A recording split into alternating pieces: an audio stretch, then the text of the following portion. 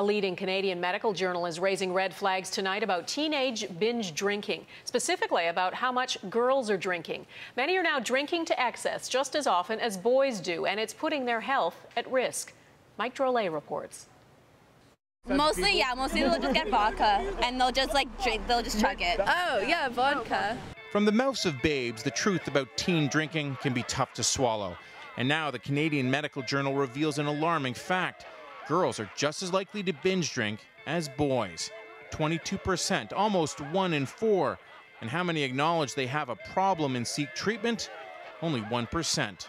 Well, I think parents have a problem. I mean, they could berate their daughters, or they could warn their daughters. They're probably not going to listen. Here's the allure, the daily barrage of advertising that makes alcohol look like a good time. They're not specifically aimed at teens, but they see the same TV shows, movies, and ads as adults. The new flavored alcohol beverages that appeal to a wider audience, a wider group of potential consumers, younger consumers, and perhaps more female consumers as well, what are called the alcopops. And who do young girls idolize? Wholesome, safe celebrities who grow up and graduate from Disney and Nickelodeon. I know it's fancy because it's not spray-on. To spring break debauchery. Well, they want to have fun. They want to have, I guess it's like the teenage experience, like you see it in the movies, I guess.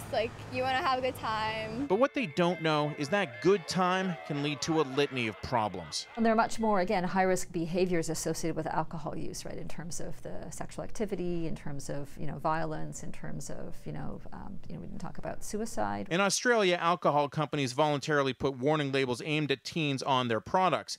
And even if the medical journal thinks that's a good idea, you won't find it in Canada. You also won't find alcohol abuse ads aimed at teens, only marijuana and prescription drugs. And even those are mostly aimed at boys. Now we know different. Girls have caught up with the boys, and not in a good way. Mike Drolet, Global News, Toronto.